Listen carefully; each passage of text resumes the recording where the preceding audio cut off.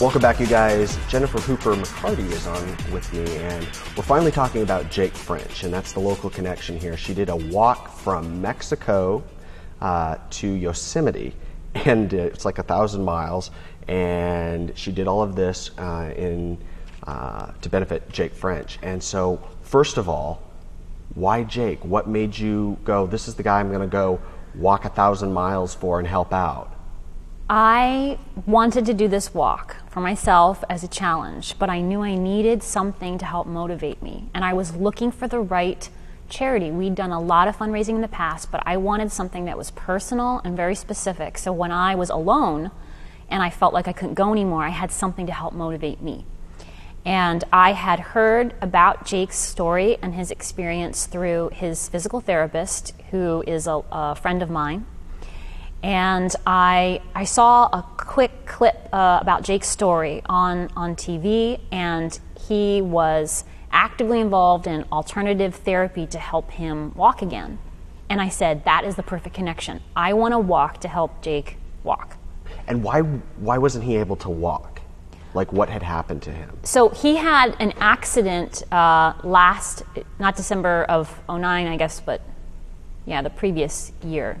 And he is now quadriplegic, and he has gone through pretty difficult times. Yeah. You can imagine for someone who's so young in his early 20s. Sure. And so meeting him and knowing that he has this attitude, a very positive attitude, that he wants to make a change through this alternate therapy to really learn to walk was very meaningful to me. And he's been through a long process, and every day for him is a challenge. And so I would always reflect on that when I was walking and thinking this was the right choice. I made the right choice. So the funds would go and have gone directly to Jake's therapy, to begin the process of using these muscles again and learning how to walk. So how much money did you raise? I raised $5,600. That was last count. That was at some point in the summer. I had seen a total of $5,600, and that's about 2 months worth of therapy for Jake. Awesome.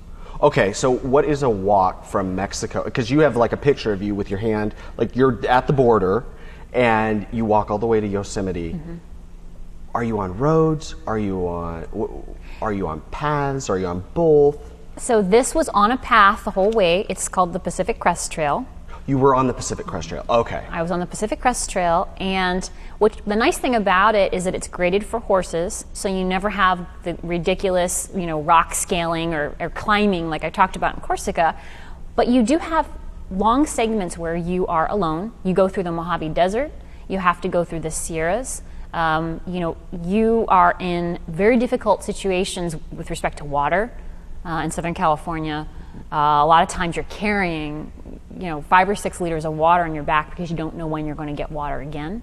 Are you always within a cell phone range or something in case something really bad happens, or is that not necessarily the case? No, in the beginning when you are kind of circling around San Diego and LA, you'll have times where you have a good signal, but there are times when you'll go for days and you won't get a signal at all. So you're alone, and if something happened, you're alone. You have to be very smart. And people can keep track of one another, other people on the trail. They generally know who's ahead of them and behind them. And there are hundreds of people that start this every year, and you're sort of spread out across, thousands of miles, but you kind of keep track of where people are. So in the worst case, someone would come up on you if you were in danger. But I encountered rattlesnakes, and I got used to seeing rattlesnakes. I saw a bear and sort of a variety of wildlife. I met interesting people, and you have times when you cross the road, when your trail hits a road and you hitch a ride. At that point you go into town, you'll get a shower, you'll get food, and eventually you get the hitch back out, and then you continue on. And you start over again. Okay, so how long did this take you? It took me 60 days. How much of that time do you think you were really struggling? Like, this was really a tough deal. Was it every day? What was it? I would say most days. Yeah. And it's like I had said earlier, there's a physical component and there's a mental component. Most people can do the physical piece. It's the mental piece of, I'm going to do this every day. The mind over matter thing. Mind over matter. You are alone in the desert and there's nothing else but you and Joshua trees. and you are hot and there's no water, and you think, why did I subject myself to this? Well, it's because of the challenge. You wanted to go through that. You wanted to be alone and experience that in the outdoors, and then you come out of it and you feel a lot stronger. Yeah. Well, I'd only imagine that your mind must just want to take you to places that's really dangerous. I mean, because I would think that you would get, you could be told, your mind could be telling you, you know, like how dangerous it really is in some ways. And how do you combat that?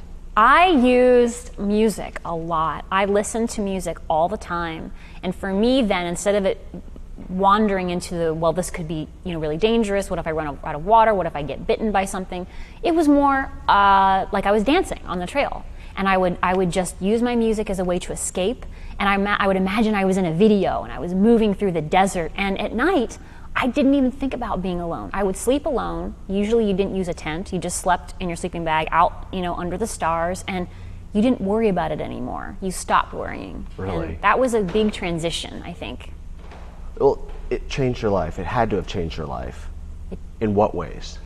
I wanted to show myself that I could do something like this alone, that I had the strength to do it, and I could motivate myself every day. And it made me feel like so many things in normal daily life are easily overcome. And I think that that parallel sometimes with Jake and his experience in his life, I mean, not that I've experienced anything like what has happened to him, but it was, for me, it was validating to know that I can get through these tough moments and then reflect on everything that Jake deals with every day. Really puts things in perspective. It does. And what a interesting and unique way to do it. It's really cool. Do you guys do you have plans to do another hike? Yeah, well, I have to finish from Yosemite up to the Canadian border. So I still have 1,700 miles or something that still I want to do. for Jake? Or Maybe for Jake. I okay. don't know how I'm going to do it and when I'm going to do it. Oh, all right. But I need to finish that off and then maybe think about other places in the world to go, to continue. Amazing. Well, thank you so much for coming on. It was really a pleasure having you and getting to meet you and hear a bit about what this wonderful, crazy thing that you do. So best of luck to you. Thanks. And looking forward to having Jake. I know he's coming on the show later on, so we're looking forward to that. So you guys, thanks for joining us. We'll see you next time right here on Localite. John Compton here saying thanks again for watching. And remember, if you've got a guest idea, let us know. Just visit localite.com.